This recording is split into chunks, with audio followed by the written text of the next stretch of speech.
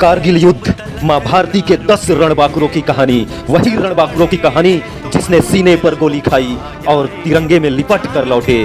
कारगिल युद्ध के वो जाबाज जिनके नाम से दुश्मन थर्रा उठता है और मां भारती का मुकुट गर्व से ऊंचा उठ जाता है। कारगिल के हजारों फीट ऊंची चोटियों पर दुश्मन घात लगाकर बैठे हुए थे और नीचे सर पर कफन बांधकर हिंदुस्तान के रणबांकुरे इंतजार कर रहे थे। माइनस तापमान के बावजूद जख्मी होते रहे, गोलियां खाते रहे, लेकिन अपना अभियान जारी रखा और अंत में दुनिया के सबसे ऊंची चोटी पर चढ़कर दुश्मन के सीने को छलनी करते हुए भारतीय तिरंगे को लहरा दिया। आज हम विजय के नायक और अदम्य साहस के पर्याय कारगिल के 10 नायकों से रूबरू कराएंगे। यहाँ हम सेना के उन 10 नायकों और उनकी बहादुरी की कहानियों को जानेंगे जो न केवल हमें गौरवान्वित करेंगी बल्कि उनकी बलिदान से आंखें भी नम हो जाएंगी। सबसे पहले बात करते हैं कैप्टन विक्रम बात्रा की। छुट्टियों में घर आने पर विक्रम बात्रा का एक प्रसिद्ध वाक्य था, या तो मैं तिरंगा फहरा कर वापस आऊंगा या मैं उसमें लिपटा हुआ वापस आऊंगा, लेकिन मैं निश्चित रूप से वापस आऊंगा।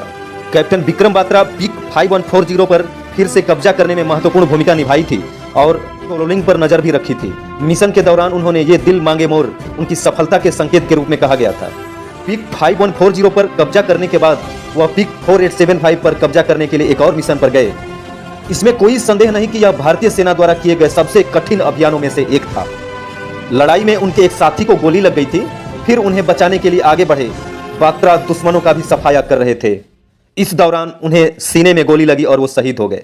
सन 1999 में भारत और पाकिस्तान के बीच हुए कारगिल युद्ध के दौरान उनकी शहादत के लिए उन्हें मरणोपरांत भारत के सर्वोच्च और प्रतिष्ठित पुरस्कार परमवीर चक्र से सम्मानित किया गया था।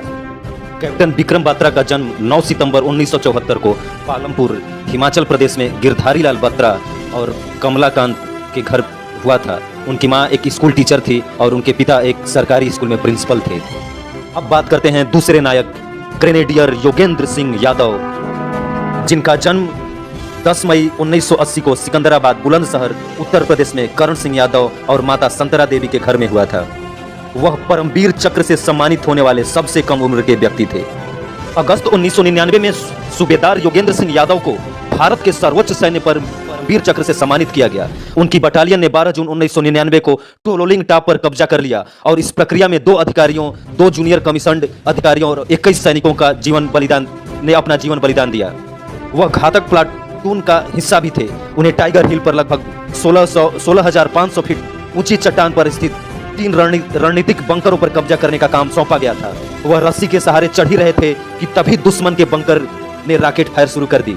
उन्हें कई गोलियां लगी, लेकिन दर्द की